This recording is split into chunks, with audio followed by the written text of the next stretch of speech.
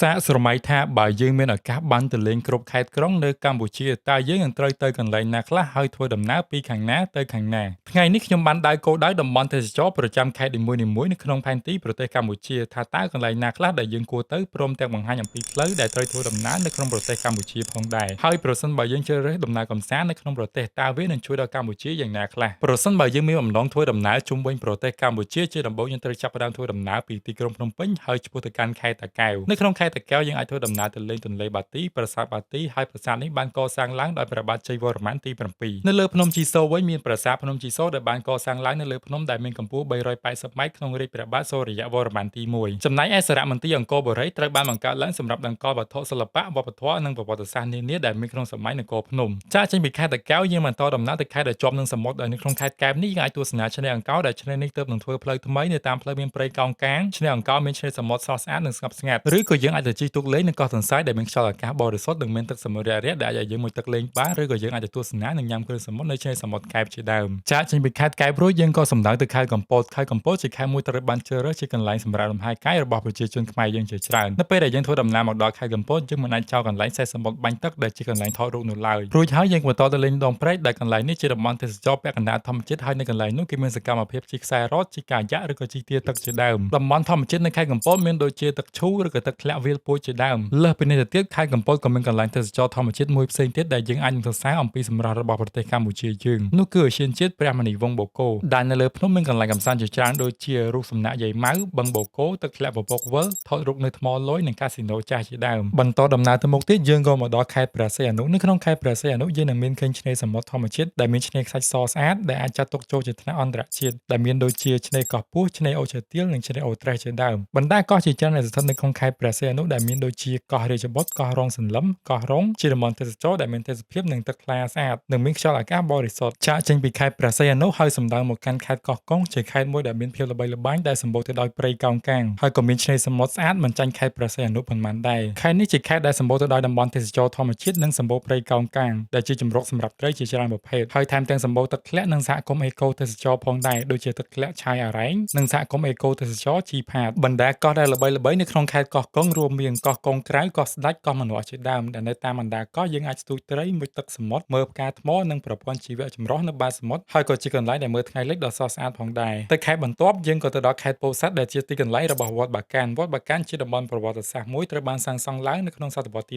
14នៅក្នុងរាជ្យព្រះបាទជ័យវរ្ម័នទី9ដែលជាចុងសម័យអង្គរនិងត្រូវបានគេស្គាល់ថាជាកន្លែងដែលស័ក្តិសិទ្ធិជាងគេក្នុងប្រទេសកម្ពុជាភ្នំ1500នៅខេត្តពោធិ៍សាត់ក៏សម្បូរទៅដោយអ្នកទស្សនាផងដែរដោយសារតែទីនោះមានព្រៃឈើខៀវស្រងាត់ទម្រង់ផ្លូវដែលមានលក្ខណៈកោងបែបអន្ទង់អាំងដែលមើលទៅពិតជាស្រស់ស្អាតនៅក្បែរនោះទៀតសោតក៏មានទឹកធ្លាក់យ៉ាងស្រស់ស្អាតមួយផងដែរនោះគឺទឹកធ្លាក់ថ្មដាធំនៅពេលដែលយើងបន្តដំណើរមកដល់ខេត្តបាត់ដំបងយើងនឹងឃើញស្ថាបត្យកម្មនៅក្នុងខេត្តនេះមានលក្ខណៈជាស្ថាបត្យកម្មរបស់ប្រទេសបារាំងតំបន់ទេសចរនៅខេត្តបាត់ដំបងក៏មិនចាញ់នឹងខេត្តផ្សេងៗទៀតប៉ុន្មានដែរដែលមានដូចជាភ្នំអាណន់ដែលជាកន្លែងពាក់កណ្ដាលធម្មជាតិកន្លែងនោះមានម្ហូបខ្មែរយ៉ាងឆ្ងាញ់នៅឯជើងភ្នំអាណន់យើងក៏អាចជិះឡូរីនិងមើលសួនផ្កានៅភ្នំអាណន់បានដែរចំណែកឯភ្នំសំពៅវិញគឺកាន់តែអស្ចារ្យជាងនេះទៅទៀតដោយភ្នំនេះមានកម្ពស់100ម៉ែត្រកាំជណ្ដើរ1030កាំនិងមានវត្តមួយនៅលើកំពូលភ្នំមានរូងភ្នំនិងឡានជាច្រើនដែលអ្នកទេសចរនិយមទៅទស្សនាល្អាមការស្លានិងឡានល្ខោននៅក្បែរភ្នំសំពៅក៏មានចង្កោមភ្នំសំខាន់ៗផ្សេងទៀតដែលជាប់ទាក់ទងនឹងរឿងព្រេងនិទានខ្មែរនោះគឺរឿងព្រះបាទរាជកុលនិងនាងរំសាយសក់វេលាម៉ោង 5:30 នាទីទៅម៉ោង 6:15 នាទីនៅឯភ្នំសំពៅយើងនឹងឃើញសត្វប្រចៀវរាប់លានក្បាលហើរចេញពីរូងភ្នំពីព្រោះការហោះហើររបស់សត្វប្រចៀវទាំងអស់នោះប្រៀបបានដូចទៅជាចរន្តទឹកនៅលើអាកាសចំណែកឯតំបន់ទេសចរនៅស្រុកសំឡូតវិញក៏មានទេសភាពស្រស់ស្អាតផងដែរដូចជាទឹកធ្លាក់ធម្មជាតិនិងកន្លែងស្នាក់នៅស្អាតៗជាច្រើនកន្លែងមកដល់ខេត្តប៉ៃលិនជាទីកន្លែងដែលចែកចិត្តមកធ្វើការនៅទីនោះហើយក៏បានជួបខុននារីនៅក្នុងរឿងកុលាបប៉ៃលិននិពន្ធដោយលោកញ៉ុកថែមដោយនៅក្នុងក្រុងប៉ៃលិនមានទីតាំងមួយឈ្មោះថាវាលកុលាបប៉ៃលិនដែលឈ្មោះនេះបានយកពីរឿងកុលាបប៉ៃលិននេះឯងហើយនៅក្បែរវានោះក៏មានទីតាំងមួយដ៏ល្បីផងដែរប្រចាំខេត្តប៉ៃលិននោះគឺភ្នំយ៉ាតជារមណីយដ្ឋានប្រវត្តិសាស្ត្រនិងជាបេះដូងនៃខេត្តប៉ៃលិនមានសំណង់បុរាណនិងសំណង់ថ្មីៗជាច្រើនដូចជាអាស្រមលោកយាយយ៉ាតរូបសំណាកព្រះពុទ្ធផ្ចាញ់មាសកម្ពស់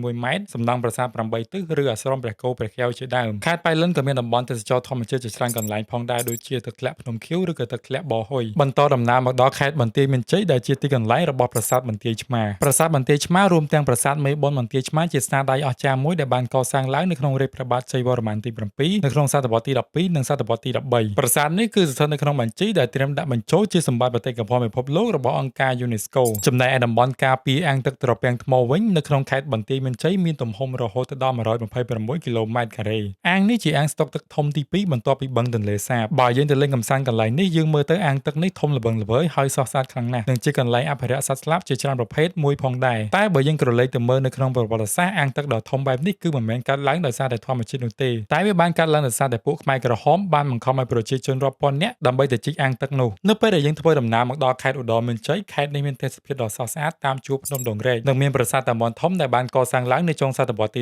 12នៅក្នុងខេត្តនេះក៏មានទឹកធ្លាក់ធម្មជាតិជាច្រើនផងដែរដូចជាទឹកធ្លាក់អូស្វាយទឹកធ្លាក់អូពកទឹកធ្លាក់ដាចំបៃជាដើមខេត្តឧត្តរមានជ័យក៏ត្រូវបានគេស្គាល់ថាជាខេត្តដែលខ្មែរក្រហមឈរជើងចុងក្រោយគេដែលពួកខ្មែរក្រហមប្រយុទ្ធជាមួយនឹងកងទ័ពរាជរដ្ឋបាលរហូតដល់ប៉ុល ពតស្លាប់នៅឆ្នាំ1998និងតាមុកត្រូវបានចាប់ខ្លួននៅឆ្នាំ1999ហើយចំណែកឯផ្ទះតាមុកគឺស្ថិតនៅក្នុងស្រុកអន្លង់វែងនេះឯងដែលកន្លែងនេះភ្ញៀវទេសចរតែងតែមកទស្សនាដើម្បីយល់ដឹងអំពីប្រវត្តិសាស្ត្រខ្មែរបន្តដំណើរមកដល់ខេត្តសៀមរាបខេត្តនេះត្រូវបានគេស្គាល់ថាជាខេត្តដែលមានប្រាសាទបុរាណច្រើនជាងគេនិងមានកន្លែងទេសចរច្រើនផងដែរពេលដែលយើងបានទស្សនានៅឯខេត្តសៀមរាបយើងតែងតែនឹកឃើញដល់ឧទ្យានបុរាណអង្គរជានិច្ចដែលមានប្រាសាទអង្គរវត្តប្រាសាទបាយ័ននិងប្រាសាទតាព្រហ្មជាដើមប្រាសាទផ្សេងៗទៀតដែលមានស្ថាបត្យកម្មអស្ចារ្យហើយវារៀងនៅឆ្ងាយពីប្រាសាទអង្គរវត្តបន្តិចមានដូចជាប្រាសាទបន្ទាយស្រីប្រាសាទបេងមាលាឬក៏ប្រាសាទបាគងជាដើមចំណែកឯក្បាលស្ពាននៅឯភ្នំគូលែនវិញក៏មានទឹកធ្លាក់ធម្មជាតិយ៉ាងស្រស់ស្អាតផងដែរចំណុចដែលខុសគេរបស់ទឹកធ្លាក់ភ្នំគូលែននិងទឹកធ្លាក់ដទៃទៀតគឺទឹកធ្លាក់នេះមានចម្លាក់នៅលើផ្ទាំងថ្មជាច្រើនក្រៅពីតំបន់ទេសចរប្រវត្តិសាស្ត្រខេត្តសៀមរាបក៏ជាខេត្តមួយជាប់នឹងបឹងទន្លេសាបផងដែរនៅបឹងទន្លេសាបនោះក៏មានសហគមន៍ទេសចរមួយដែលមានឈ្មោះថាចុងគ្នាដំណើរកម្សាន្តនៅកន្លែងនោះអាចឲ្យអ្នកទស្សនាបានឃើញសត្វស្លាបមច្ឆាជាតិព្រៃលិចទឹកជីវភាពរបស់ប្រជានេសាទនៅលើផ្ទះបណ្ដែតទឹកនិងទេសភាពដ៏ស្រស់ស្អាតជាពិសេសពេលថ្ងៃលិចដោយទេសចរអាចគយគន់សម្រស់នៃព្រៃលិចទឹកអមជាមួយនឹងផ្ទាំងទស្សនីយភាពប្រាសាទភ្នំក្រោមដ៏ស្រស់ត្រកាល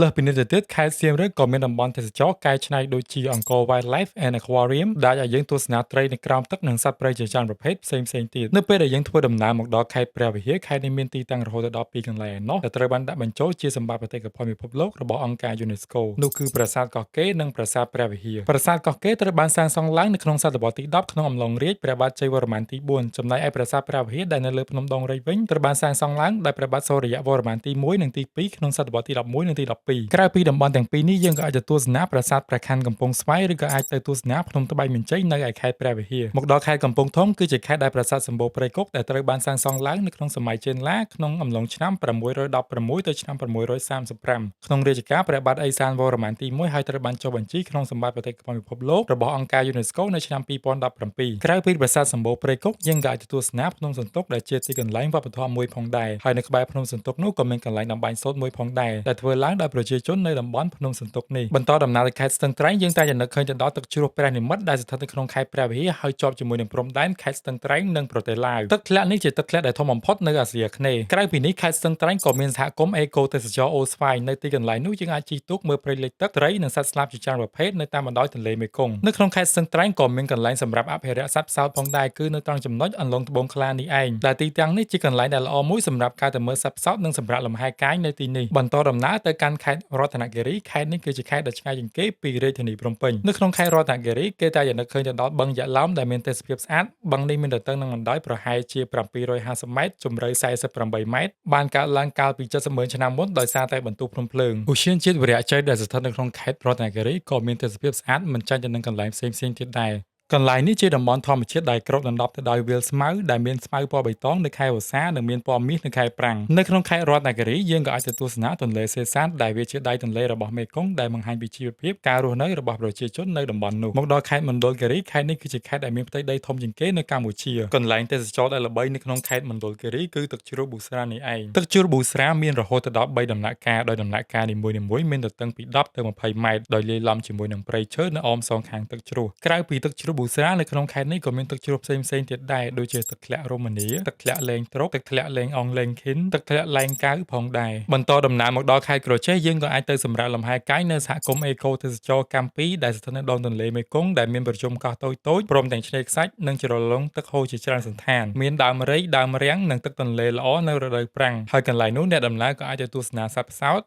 ដែលជាសាច់កម្រមួយនៅក្នុងពិភពលោកក្រៅពីនេះខេត្តក្រចេះក៏មានវត្តសសរ100ដែលជាតំបន់ទេសចរណ៍លក្ខណៈប្រវត្តិសាស្ត្រដែលបានសាងសង់ឡើងនៅសតវត្សទី16ដោយព្រះបាទច័ន្ទរាជាតែសម័យប៉ុលពតព្រះវិហារនេះត្រូវបានខូចខាតមួយភាគធំហើយក៏ត្រូវបានជួសជុលឡើងវិញជាបន្តបន្ទាប់សហគមន៍អេកូទេសចរកោះផ្ដៅដែលជាកោះធំជាងគេនៅលើទន្លេមេគង្គយើងនេះអ្នកដំណើរទេសចរដែលមកតំបន់នេះដើម្បីជិះទូកទស្សនាសត្វផ្សោតនិងសត្វស្លាបជាច្រើនប្រភេទមើលទេសភាពថ្ងៃលិចតាមមាត់ទន្លេជិះម៉ូតូឌុបតាមសហគមន៍ជួលកង់ជិះទស្សនាតាមសហគមន៍ចូលរួមសកម្មភាពជីកស្រះត្រីជីកស្រះកង្កែបធ្វើទ្រុងមាន់ទានិងសកម្មភាពដាំដុះផ្សេងៗទៀតមកដល់ខេត្តត្បូងឃ្មុំខេត្តនេះជាខេត្តដែលផលិតជ័រកៅស៊ូដ៏ធំមួយផងដែរចំការកៅស៊ូមានទេសភាពបៃតងស្រស់គួរឲ្យគយគន់ហើយក៏ជាតំបន់អេកូទេសចរមួយយ៉ាងសំខាន់សម្រាប់ធ្វើការតាក់ទាញភ្ញៀវទេសចរជាតិនិងអន្តរជាតិមកទស្សនាព្រមទាំងបានស្វែងយល់បច្ចេកទេសការដាំដុះការថែទាំការប្រមូលផលជ័រកៅស៊ូនិងមានរោងចក្រកែច្នៃជ័រកៅស៊ូជាដើមខេត្តនេះគឺជាខេត្តដែលបានបង្ហាញនៅក្នុងរឿងទុំទាវហើយនៅក្នុងស្រុកត្បូងឃ្មុំក៏មានទីតាំងដើមពោធិ៍ទុំទាវផងដែរចំណែកឯបឹងតាវ៉ាន់វិញគឺជារមណីយដ្ឋានថ្មីដែលទើបនឹងកើតឡើងដំណើរគ្នានឹងការកសាងទីរួមខេត្តថ្មីនេះទីតាំងនេះជាអាងស្តុកទឹកសម្រាប់ប្រើប្រាស់នៅក្នុងទីរួមខេត្តមានភាពត្រជាក់និងអ៊ូអរនាពេលរសៀលធ្វើដំណើរមកដល់ខេត្តកំពង់ចាមយើងនឹងឃើញផ្កាស្បៃរឿងនៅកុលស្ពានគីហ្សូណាដែលមើលទៅវាពិតជាស្រស់ស្អាតម្យ៉ាងដែរ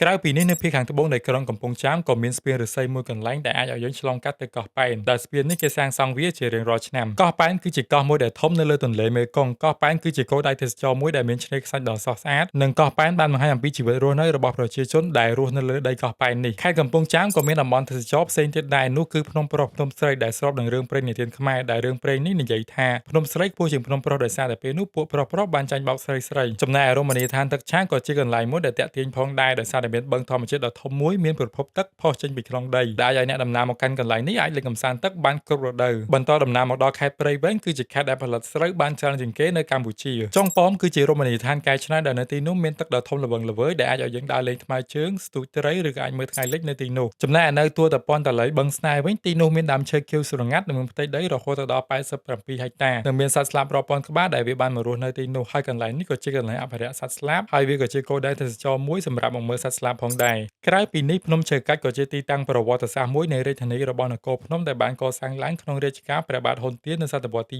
1ហើយនៅក្នុងប្រវត្តិរឿងទុំទាវភ្នំឈើកាច់គឺជាកន្លែងដែលនេនទុំបានសាងផ្នួសនៅទីនេះដែរមកដល់ខេត្តស្វាយរៀងតំបន់ទេសចរនៅក្នុងខេត្តនេះមានប្រាសាទជាហោដែលមានវ័យចំណាស់ទៅនឹងប្រាសាទសម្បូរព្រៃគុកទន្លេវាយគោដែលស្ថិតនៅទីរួមខេត្តស្វាយរៀងនិងរមណីយដ្ឋានធម្មជាតិព្រៃកុកីគឺជាកន្លែងដែលសម្បូរទៅដោយដើមកុកីជាច្រើនដុះព័ទ្ធជុំវិញមកដល់ខេត្តកណ្ដាលគឺជាខេត្តដែលជាប់ទៅនឹងរាជធានីភ្នំពេញនិងខេត្តនេះសម្បូរទៅដោយកន្លែងសម្រាកលំហែកាយដោយសារតែវានៅជិតនឹងទីក្រុងភ្នំពេញមានកន្លែង3កន្លែងដែលអ្នកទាំងអស់គ្នាគួរតែលេងដូចជាតំបន់ទេសចរកែច្នៃសួនទឹកនៅគៀនស្វាយតំបន់ប្រវត្តិសាស្ត្រដូចជាភ្នំប្រសិទ្ធនៅទីនោះមានវត្តខ្មែរបុរាណសាងសង់លើកំពូលភ្នំនិងមានប្រាសាទបុរាណដោយប្រាសាទនាងគ្រប់លក្ខបានកសាងឡើងនៅសតវត្សទី7និងភ្នំព្រះរាជទ្រព្យជាអតីតរាជធានីរបស់យើងចាប់ពីឆ្នាំ1618ដល់ឆ្នាំ1866បន្តដំណើរបន្តយើងក៏ទៅដល់ខេត្តកំពង់ស្ពឺនៅក្នុងខេត្តនេះសម្បូរទៅដោយតំបន់ទេសចរធម្មជាតិដែលមានដូចជាឧទ្យានជាតិគិរីរម្យដែលនៅលើភ្នំនោះមានកន្លែងកម្សាន្តជាច្រើនដូចជាបឹងចំការតែទឹកធ្លាក់អូឆាយ៉ាឬទឹកធ្លាក់អូតាសេជាដើមតំបន់ភ្នំក្នុងផ្សារជាតំបន់ដែលមានវាលស្មៅបៃតងខ្ចីលាយឡំជាមួយនឹងព្រៃឈើយ៉ាងក្រាស់នៅតំបន់នោះចំណែកឯភ្នំអរ៉ាល់គឺជាភ្នំដែលខ្ពស់ជាងគេនៅកម្ពុជាដែលមានកម្ពស់រហូតដល់1813